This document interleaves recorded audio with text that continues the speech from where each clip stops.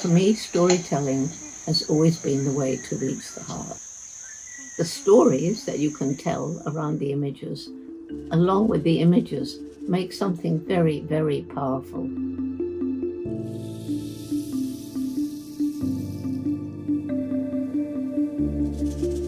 Science and technologies, especially satellite imagery, are absolutely essential because people's livelihoods, natural resources, and biodiversity are connected to each other. Satellite imagery are our eyes in the sky, providing those insights and up-to-date information. Sasa tunawasikilizeni nyinyi ndio wenye misitu. Wote mnaridhia? Bila mashaka. Kizenga oye!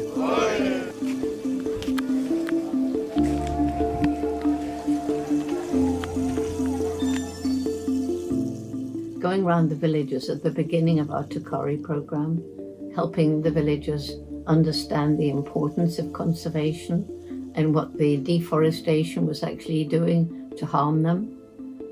I will never forget when Lillian and I went to one of these villages and he'd acquired one of these huge satellite imagery maps and we laid it out. The villagers were sitting around it and their excitement was absolutely fantastic. And there was one woman saying, "That's the tree where I put my baby when I'm working in the fields." And another man was saying, "No, we can see our sacred sites, this tree and this rock." And I remember one woman, and she said, "Well, I used to do my farming on this hillside," and she pointed to it. And she said, "But then all the trees went away, and there was this terrible landslide which showed on the map you could see where the mud had slid down and there was no vegetation left on either side." So she said, "Now I understand. Now I know that it's worth walking a whole extra hour in the morning to get to a place where I can cultivate the land without causing this terrible destruction of the environment." Takale gives me hope. The way it gives me hope is it is changing lives. And it is also empowering the local voices. You find there are people, they call themselves like forest guardians, friends of forest. There are people who are becoming, tree planting groups. More than 80% of biodiversity are in the hands of indigenous people and local communities across the world. In Africa, on average, more than 65% land tenure is in the hands of local communities. So if we want to achieve conservation impact and address the climate change, we have to work with local communities and not only engage them, but empowers them to own and drive decision-making in their landscapes. Well, the Kari approach began when I flew over the Gombe area. I flew over an area which in 1960 was part of the equatorial forest belt that stretched right across equatorial Africa to the west coast. By the late 80s, I flew over in a small plane and I looked down and I saw a tiny island of forest. Gombe National Park is very small, surrounded by bare hills. As you know, I spent many, many years studying chimpanzees. When I began, there was probably between 1 and 2, and I'd say closer to 2 million. And today, 100,000 to 300 and a bit thousand is all that's left. Many of them are in fragmented environments, isolated genetically, and have little chance of survival. So they are highly endangered. And if we don't take action, then they will become extinct.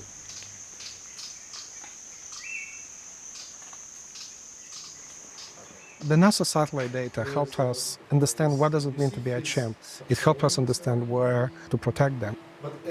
NASA supports, launches, and maintains and manages constellation of different satellites, and some of them going all the way back to 1972. By providing this data to the conservation community, it helps us continuously monitor the chimpanzee habitats. The chimpanzee habitat suitability model, developed with support from NASA and University of Maryland, includes more than a dozen variables directly extracted from Landsat satellite imagery. It includes NDVI, it includes percent tree canopy cover, it includes tree heights. Using conservation standards approach and dashboards, we take these models and turn them into habitat health indicators, into actionable information people on the ground can actually work with. And the conditions of the forest can change quite rapidly due to illegal logging, mining, or any other threats. So this information is updated in near real time, so that conservation decision makers can see the individual threats affecting chimpanzee habitats from village to national scales and across the entire chimpanzee range in Africa. And this NASA data helps identify areas under threat of illegal logging or fire damage where local managers could be deployed to mitigate the threat. In addition, mobile apps enable community members to become involved in not just tracking changes in the habitat, but to be active in enforcing the protection of the village forest reserves from degradation. Community leaders have even used this data to inform their village land use planning, voluntarily moving farms away from areas where forest restoration would lead to the greatest gain for watersheds and people.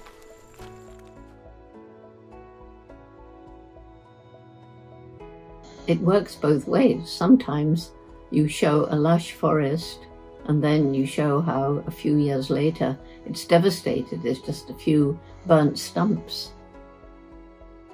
But on the other hand, there are other images which show you a devastated landscape, and then 5 years later, trees coming back, regeneration, new hope, new life. So the stories that you can tell around the images, along with the images, make something very, very powerful. And you need both to make the kind of impact that we need to make today to help people understand the devastation we've caused, but to give them hope that we can turn things around. And that's what these satellite images show so clearly. I'm convinced that we have planted a seed that is going to spread, and this is the very good way of trying to ensure our contribution to the mother planet. My future is a future where technology is married to compassion and love.